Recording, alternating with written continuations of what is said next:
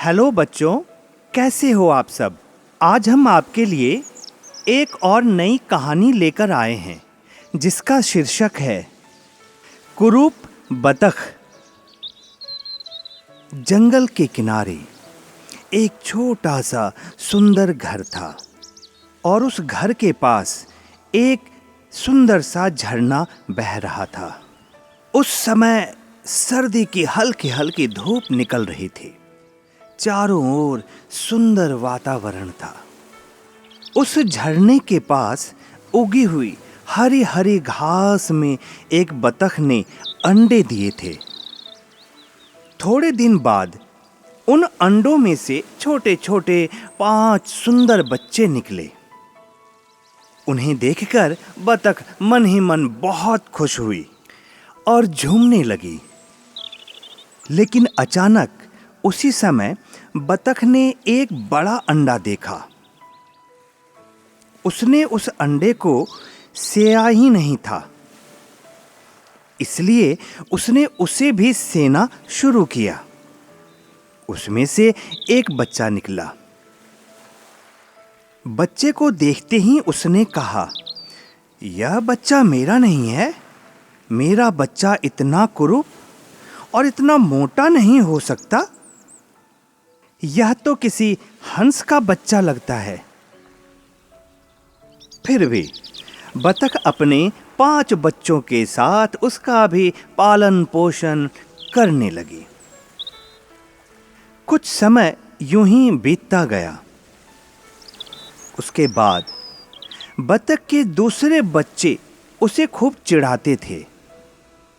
दूसरे जानवर भी उस कुरूप बच्चे का मजाक उड़ाते। लेकिन बतख तो एक माँ थी। उसे यह देखकर दुख होता, पर कोई बात नहीं। वह कहती, मेरा एक बच्चा भले ही कुरूप हो, लेकिन उसका स्वभाव कितना अच्छा है। उसे अभी से खेलना कूदना तैरना आ गया है। लेकिन कुरूप बच्चा अपने मन में सोचता है, दूसरे प्राणी मुझसे नफरत करते हैं, लेकिन इसमें शर्माना क्या। मुझे कोई भी नहीं चाहता, इसलिए मुझे कहीं दूर चले जाना चाहिए।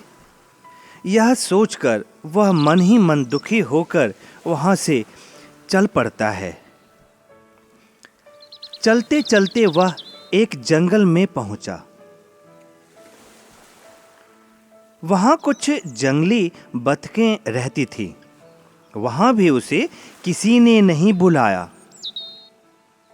इतने में उसने धाई धाई की भयंकर आवाज सुनी।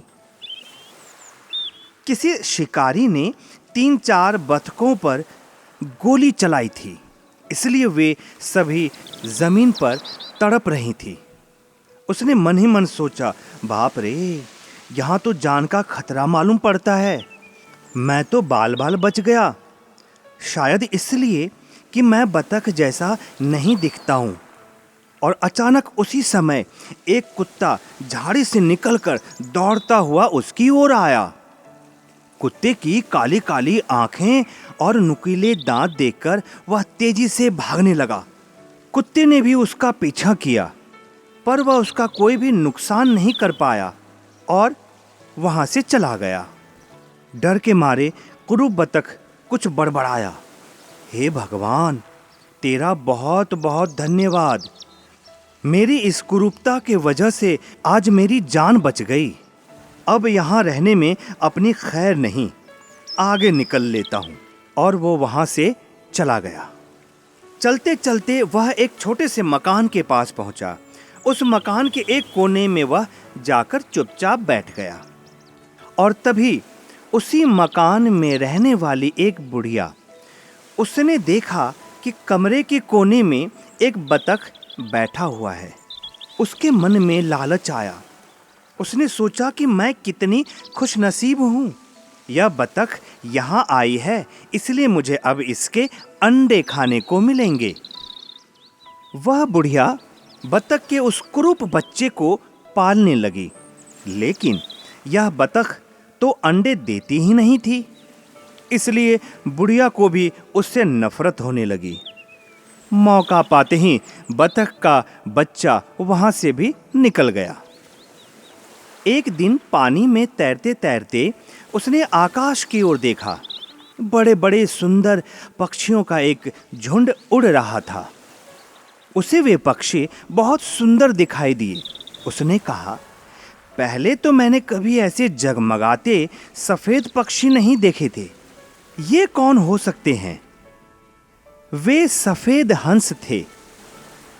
जोर जोर से विचित्र आवाज करते हुए वे उड़ते उड़ते दूर चले गए।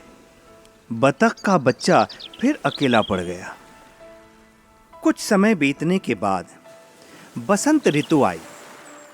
अब तो वह बतख का बच्चा भी बड़ा हो गया था। उसमें काफी शक्ति भी आ गई थी। एक दिन उसने अपने पंखों को फैलाकर हवा में उड़ने का प्रयत्न किया। वह फर-फर करता हुआ उड़ने लगा। उसे बहुत आश्चर्य हुआ। उसकी खुशी का ठिकाना ना रहा। हवा में उड़ने का उसका यह पहला अनुभव था। तभी उसे बड़ा मजा आ रहा था। इसलिए वह बहुत देर तक उड़ता रहा। आकाश में उड़ते उड़ते उसने नीचे नजर डाली। नीचे एक बगीचा था। बगीचे में एक तालाब था। वे सफेद सुंदर पक्षी भी उस तालाब में तैर रहे थे। वह भी नीचे उतरकर तालाब के किनारे आकर बैठ गया। और कुछ देर बाद उस तालाब के सफेद पक्षी तैरते हुए उस बच्चे के पास आते हैं। ऐसे में वो बतख का कुरूप बच्चा घबरा जाता है और उससे कहता है, ऐ खूबसूरत पक्षियों, सभी प्राणी मुझसे नफरत करते हैं। मैं बतख का एक कुरूप बच्चा हूँ, इसलिए मुझे कोई पसंद नहीं करता। यदि तुम मुझे मार डालोगे तो मेरे सभी दुखों का अंत हो जाएगा। यह सुनकर सभी सफेद पक्षी खिलखिलाकर हंसकर बोले, अरे नहीं बच्चे, तुमसे किसने कहा कि तू कुरूप है? तू बतख का बच्चा नहीं है। तू तो हमारे जैसा ही एक छोटा सा हंस है। तू भी हमारे जैसा ही सुंदर है। जरा पानी में अपना रूप तो देखो। और जैसे ही वह बतख का कुरूप बच्चा पानी में अपना रूप देखता है तो देखकर मन ही मन खुश हो जाता है, क्योंकि अब वह बतख का बच्चा अब हंस बन गया था। उसने तालाब के पानी में जब अपना प्रतिबिंब देखा, वह खुश होकर बोला, सचमुच मैं तो तुम्हारी जैसा ही दिखाई देता हूँ। अब मेरे मन में कोई गिला नहीं। अब मैं अपने मन को कभी छोटा नहीं करूँगा। अब वह खुशी से झूम उठा, क्योंकि अब वह अपने आप से परिचित हो चुका था, क्योंकि अब उसे अपनी पहचान मिल गई थी। फिर वह छोटा हंस अब सबके साथ मिलकर खुशी से रहने लगा। देखा बच्चों, जब हम अपने अंदर के अच्छे गुणों को समझते हैं, तभी हम अपनी सही पहचान कर पाते हैं। जिस प्रकार उस छोटे हंस ने आज अपनी पहचान पा ली।